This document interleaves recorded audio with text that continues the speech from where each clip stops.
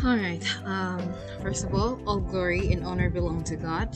Hello everyone, this is Melly. As I prepare for the upcoming LET exam, I put my trust in God's guidance and wisdom. May this study session not only help me, but also anyone who seeks to learn and grow in knowledge. If you're here to study, may you also be blessed with clarity and understanding. Disclaimer: my notes are gathered from reliable research studies and online sources like StudyQ, blogs, and lecture materials. Source of information or source of resources. Now, please verify with official reference for accuracy. Now, you can cross check, it's up to you. I take my time to understand and absorb every detail. Take note and praying that I can apply. I'm praying that I can apply this knowledge in the board exam. So if you prefer, you can speed up the video. Again, speed up the video so it won't take too much of your time. So I will tell you, you have to speed up your video so that hindi to masyadong mabagal sa inyo kasi I really take time to understand the information and yes, may God bless our studies and guide us to success. Keep the faith and stay focused, and let's learn together. So, yan lang. As of now, we are going to take a quiz. So, itong nationalistic propaganda revolutionary, hindi ko pa to na-discuss, pero let's use this, or this will be served as pre-diagnostic test, no? So, pre-diagnostic test for me. Pero kung kayo nakastudy na kayo ng propaganda revolutionary period of Philippine literature, then you can have this as a quiz. So without further ado, I have here my scantro paper that I can use for answering the quiz. So you can able to follow that, or kayo na bahala. Yan, mga langaw. So ayan, let's get started. Nationalistic propaganda and revolutionary period. So I have here time, so we can answer only just in 20 seconds each item. Okay? Actually, mahaba na siguro yan, pero for beginners, we can use the 20 items. 20 items, 20 seconds is enough. Alright, ilan lang yung nagamit natin time? 2 minutes. Okay, let's start. Number 1.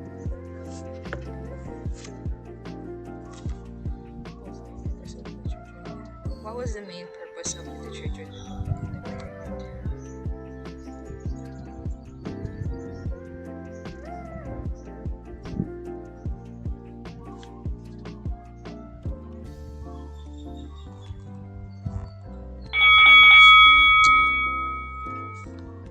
Wait lang guys ha.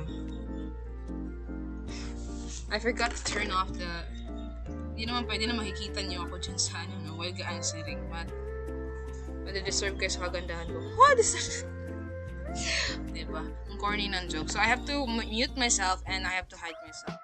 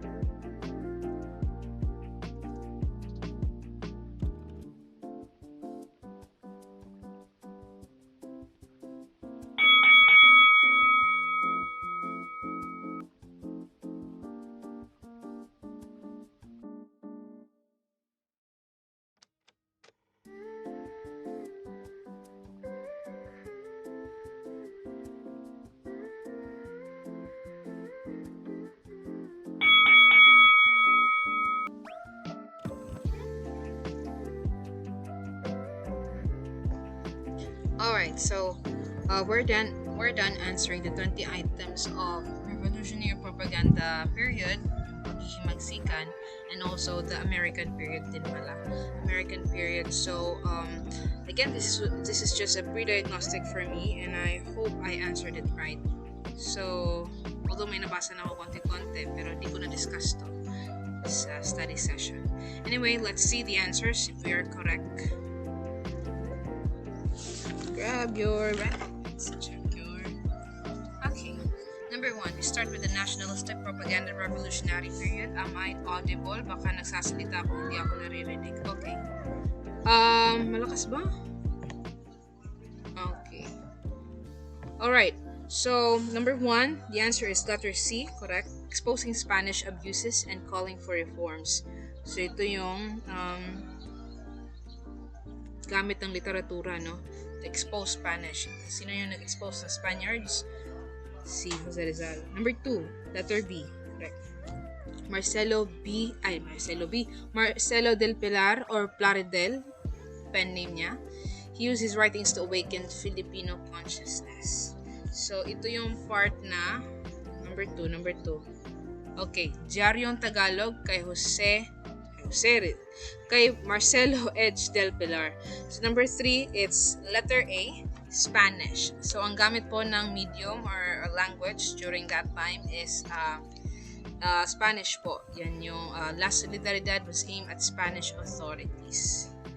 Okay. Number 4, C. Lakas ng karaoke. So, number 4 is letter C, Noli Me Tangere. Si Rizal's novel exposed the ills of Spanish rule. So, ito pala yung question na nagtatanong para saan ang Noli Me Tangere. That is for Rizal, that is for the Spaniards, and Rizal used it to expose the kasakiman and ang kababalaghan na nangyayari during that time. Okay? Causes by the Spaniards' colonization. Number 5, El Filibusterismo, letter B. It is the sequel to Noli Me Tangere. When you say sequel, kasunod. Okay, in order. So una ng hindi yan ang kauna-unahang sinulat ni Jose Rizal na Noli Me Tangere. No, it's ano yun? Yung unang sinulat niya sa, I think it's Kababata. I forgot. Something like that. So you have to check it out. Okay, number 6. Again, kasunod ng Noli Me Tangere. Una po yung Noli Me Tangere, kaya kasunod dito ay El Filibusterismo. Diyan na yung part na si Crisostomo Ibarra ay naging Simon, the rich jeweler. Basta ganun. Number 6, Kalayaan, letter B. So, the Katipunan used this newspaper to spread revolutionary ideas. Ano ang gamit or pangalan ng dyaryo ng mga Katipunan? Kalayaan. Number 7, we have A, poetry and political essays. So, Bonifacio wrote nationalist pieces to inspire the revolution. So, hindi lang puros bolo or pakikipagdigmaan si Andres Bonifacio, kundi marunong din siya magsulat, although not in a banyaga or dayuhan na wika, but on his own language. So, that's Bonifacio. Marunong din po siya magsulat. And he has poetry and also political essays. So, 7A. Number 8 is letter B, Andres Bonifacio. So, this poem called for the liberation of the Philippines. 8B. Ano yung sinulat niya? Hibik, something hibik. Balikan natin yung number 8. Ayan. Ito po. Katapusang Hibik ng Filipinas was written by Andres Bonifacio. So, hibik, something like hibik. Parang nakikipagdigmaan ka, no? Parang something forced, but I don't know the real meaning of hibik, but something like that. Katapusang hibik, or the last, I don't know, basta last something ng Pilipinas. That is by Andres Bonifacio. Number 9, we have letter B, Emilio Jacinto. He was the brain of the utak ng Katipunan. Again, hindi si Andres Bonifacio yung utak ng Katipunan. Namumuno lang siya, parang lakandula siya ng Katipunan. At yung asawa niya ay yung Lakambini, no? Si Gregoria de Jesus. De Jesus ba? Basta Gregoria. So, ayan, utak ng Katipunan si Emilio Jacinto. Number 10, Apolinario Mabini, yung pong may polio, no? Sa kanya po galing ang True Decalogue or Decalogue. Yes, provided guidelines for Filipino nationhood. So later on we will in the future madidiscuss natin yung mga writings nila. So siguro tatapusin ko talaga yan, but next morning, tomorrow is Filipino na tayo. Filipino na yung subject na itatakal natin kasi babalikan ko tong Philippine literature. Anyway, let's proceed to the American colonial period. So nagsisimula po yan 1910. Okay? Kailan? 1910 po dumating ang mga Amerikano dito. And natapos before nung year na natapos ang Japanese yun yan, dumating na ang Japanese period. So 1945 or something like that. 1942, 1943, 1944, mga Japanese period na yan.